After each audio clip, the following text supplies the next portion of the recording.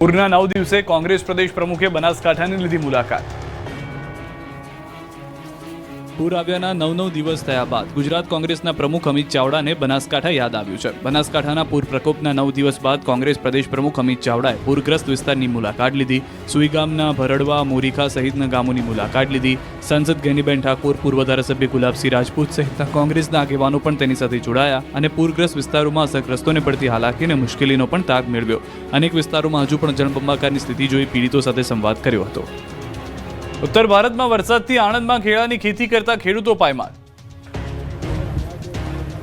આણંદમાં કેળાની ખેતી કરતા ખેડૂતોને રાતા પાણીએ રડવાનો વારો આવ્યો છે। ભારે વરસાદને કારણે ખેડૂતોને હવે કેળાની ખેતીમાં ખોટ આવવાનો વારો આવ્યો છે। જે કેળાના ભાવ પ્રતિમણ 350 થી 400 રૂપિયા બોલાતો હતો તે છેલ્લા 10-15 દિવસની અંદર ઘટીને 80 થી 100 રૂપિયા પ્રતિમણ થઈ ગયો।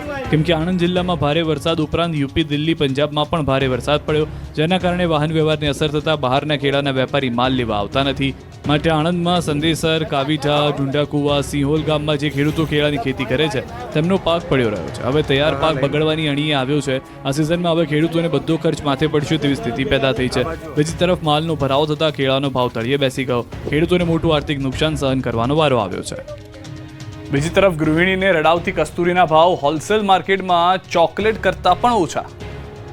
ડુંગળીના ભાવ કાંઈ છે નહીં, ખેડૂત નાખીને વહી જાય ને એના ભાડાના પૈસા થાય એમ નથી, વાહનના એવા પૈસા છે। 3 રૂપિયાની કિલો વેચાય। આમાં ચોકલેટ તો શું, છોકરાને બિસ્કિટ ન થાય એવા પ્રકારના ભાવ ડુંગળીના અત્યારે રાજકોટની માર્કેટ યાર્ડમાં છે।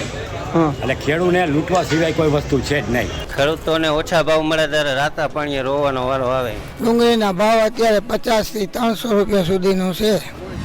સાંભળ્યું તમે કઈ રીતે કિસાનોને કસ્તુરી રડાવી રહી છે। છૂટક બજારમાં એક તરફ દલાલો અને હોલસેલ છૂટકના વેપારીઓ જનતાને લૂંટી રહ્યા છે, બીજી તરફ યાર્ડમાં વેપારીઓ ખેડૂતો પાસેથી ચોકલેટ કે બિસ્કિટના પેકેટ કરતાં પણ ઓછા ભાવ આપી ખેડૂતોને લૂંટી રહ્યા છે। ડુંગળીની નવી આવક શરૂ થાય તે પહેલા જૂની ડુંગળીના ભાવ કોડીના થઈ ગયા છે।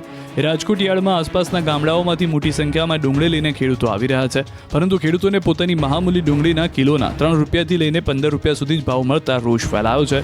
મણ ડુંગળી વેપારીઓ 50 થી 300 રૂપિયા સુધીમાં જ ખરીદતા ખેડૂતોને ડુંગળી યાર્ડ સુધી લઈ જવાનો ખર્ચ પણ માથે પડી રહ્યો છે।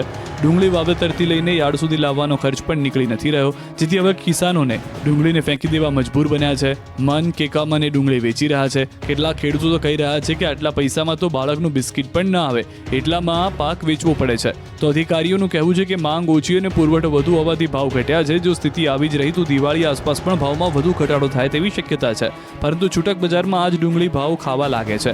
ગૃહિણીઓને 10 ગણા વધુ ભાવ આપી મોંઘી